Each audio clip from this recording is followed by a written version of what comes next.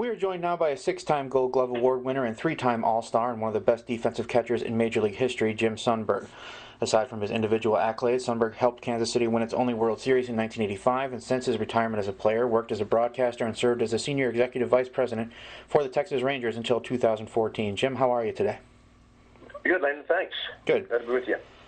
Well, let's start with your playing days, your rookie season, in fact, with the Rangers in 1974. Billy Martin had taken over in Arlington and helped guide Texas to a second-place finish behind the juggernaut Oakland A's, who would go on to win their third straight World Series title. What was it like playing Billy ball?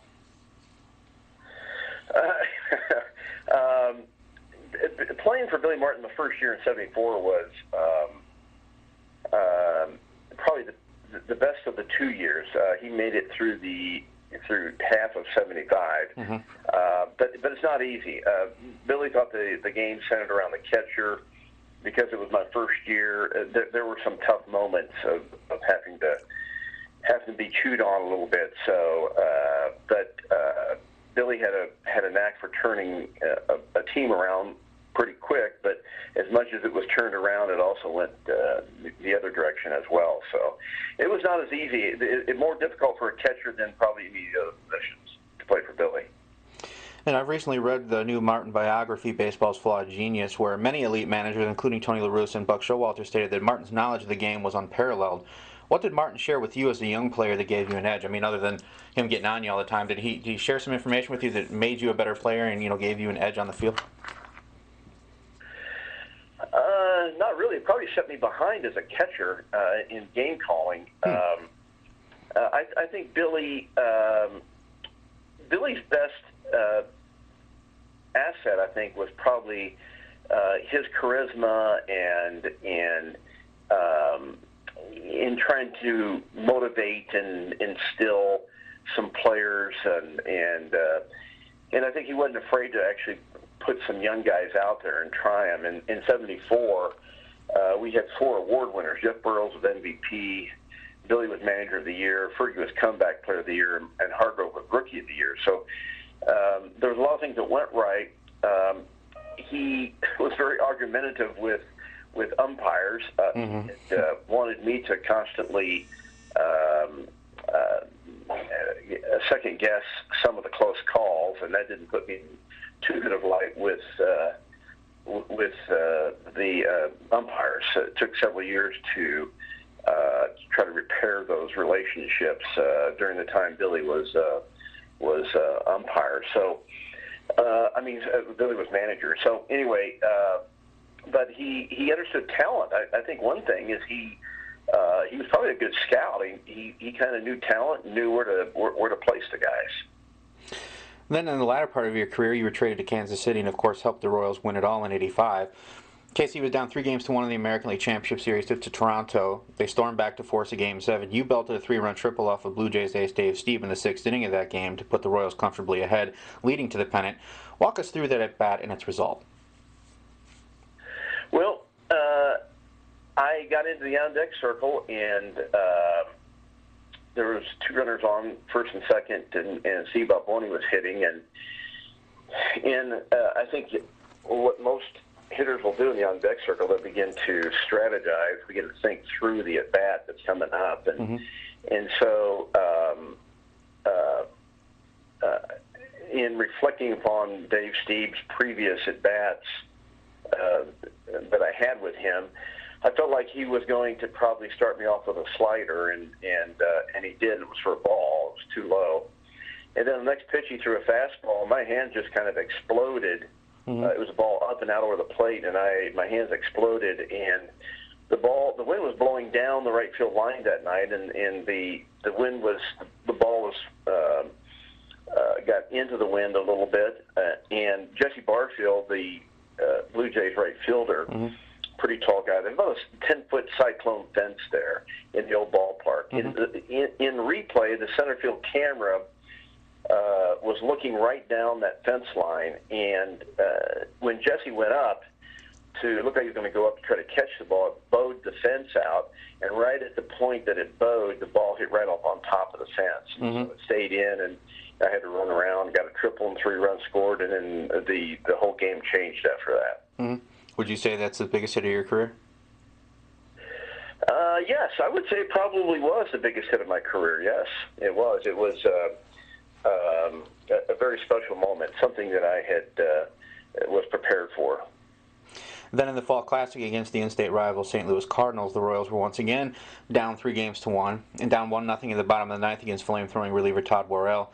Dane Orch looped a single to right to plate 2 runs to walk off the Cardinals and force Game 7. You scored that winning run. Now, aside from the obvious trying to score, what was going through your mind when the ball came off of Orch's bat and as you neared the plate with Andy Van Slyke's throw coming into Darryl Porter? Well, I really was kind of somewhat surprised that Dick Hauser had not pitched run for me. I kept looking at the dugout, and finally I realized he was not going to pitch run. And so at that point, you begin to think through all of the things you've got to do to score. The first thing was to get a good lead, make sure I got a good lead. The second thing is to read the bat off the ball. As soon as the ball's hit, I've got to know immediately if it's going to be in or not. And then the third thing is cut the base, third base, cut it tight.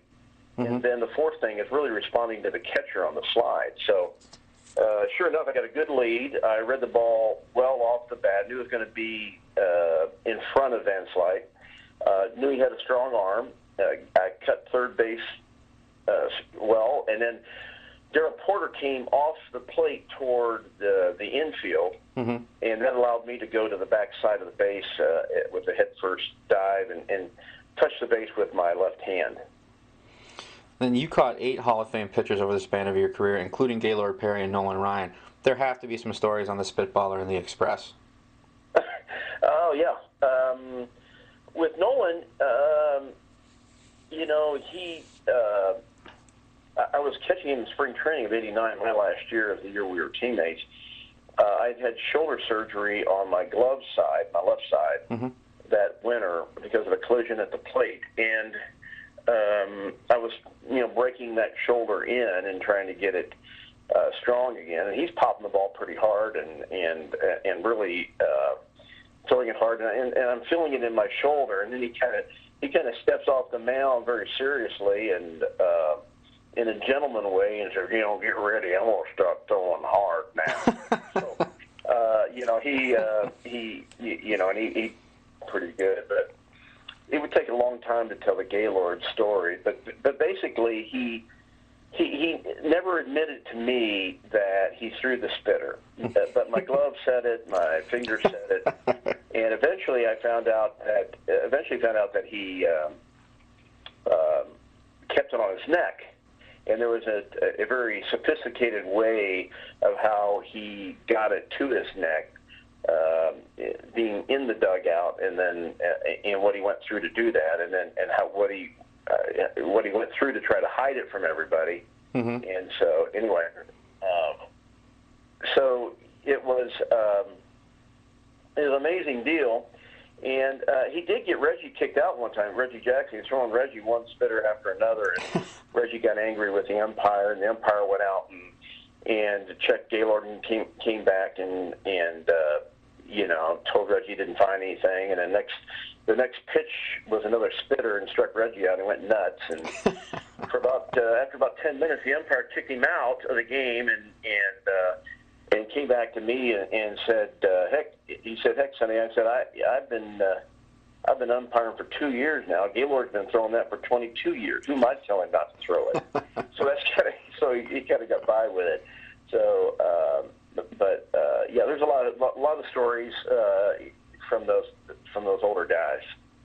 Now, skipping ahead to today, the Royals made a magical run to the pennant last October. Some thought they'd come back to earth a bit here in 2015. It is early, but Kansas City seems to be the real deal. What's your breakdown of this Royals club, and do they have what it takes to return to the World Series? Well, I think they do. I think they've definitely got some momentum. They got some young players. They've got good, an outstanding bullpen, and it looks like they're going to be a team to contend with for a number of years. I think the rotation has been good, and they draft well, they scout well, they draft well, and they develop well, and they've consistently been able to in the organization do that, over the years. But Dayton Moore, the GM, has done an outstanding job, and commend him for what he does. He's actually a scout background, and kind of almost a throwback from what he calls from the old school. But glad to see them doing well. As noted in the open, you served as the Senior Executive Vice President for the Texas Rangers until 2014. Were part of the most successful run in franchise history. From 2008 through 13, the Rangers never finished lower than second in the American League West, including 3 consecutive playoff appearances and back-to-back pennants in 2010 and 11. The past 2 seasons have been a stark contrast, however. Texas has had injuries, players underachieving, Ron Washington's resignation. How's the team's fortunes changed so drastically and quickly, and how far are the Rangers from a return to competitive baseball? Well, things can change fairly quickly. I mean, even for the '85 Royals, we didn't do very well in '86. Dick Hauser got sick halfway through the season. Found out he had a brain tumor.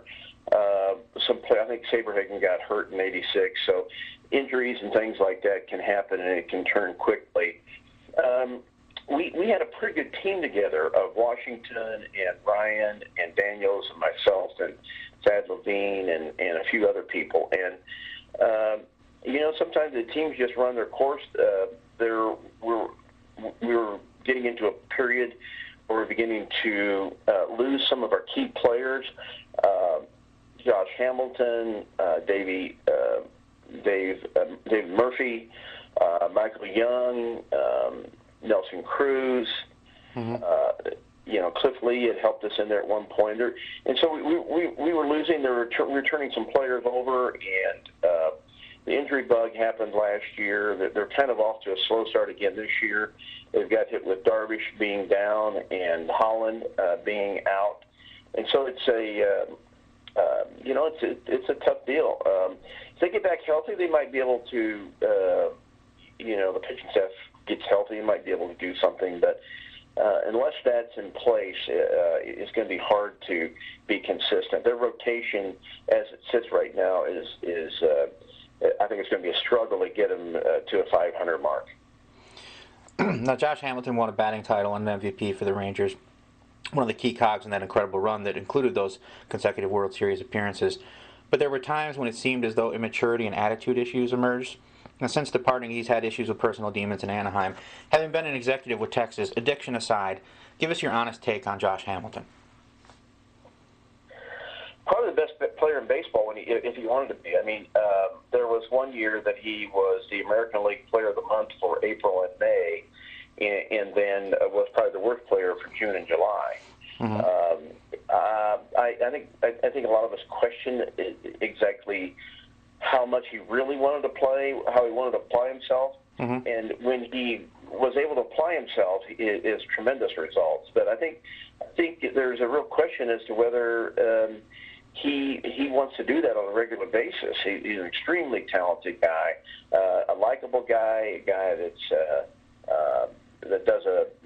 is fun to be around, and it's just too bad that things are kind of falling apart for him.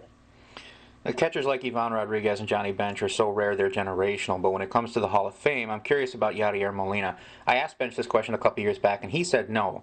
But with his consistency with the bat and elite ability behind the dish over a very successful career, do you feel Molina is worthy of Cooperstown? Well, it's too early to tell.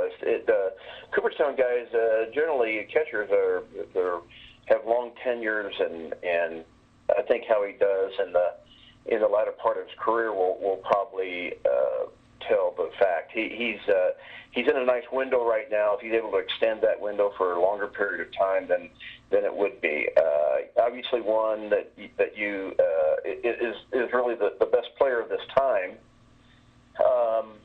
I really think the golden era of catching was the 60s, 70s, and 80s.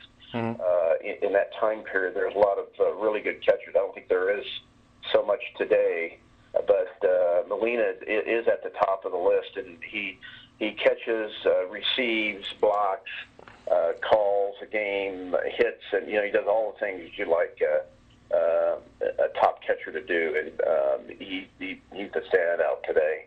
You got Buster Posey, but Buster's more of the offensive type of a catcher than whereas Molina's really all around. Mm-hmm. And then finally, you make a fair amount of appearances as speaker. Can you tell us about those endeavors? Well, I have several venues of which I speak through. There are 6 different venues, and there are numerous topics, but I do a corporate keynote around leadership and teamwork. Also do inspirational, motivational, which is more of a personal element. There are some luncheon stuff that I call Legends of the Game, where I talk about a lot of the Hall of Famers. You mentioned 8 Hall of Fame pitchers. I have had pretty close interaction with 51 Hall of Famers, either teammates or guys that I played against for quite a few years that I know well. So there's, kind of blend that in. There's a faith-based part of that too, as I give personal testimony, and also the thing I've really been working on is really an armor of God piece. So, in relating it to my catching gear. So anyway, do a lot of different things, and we'll be launching a website probably in the next couple of weeks. All right. Well, Jim Sundberg, it's been a thrill to sit and talk with you here today. Thanks for taking some time. All right. Thank you. All right. Take care.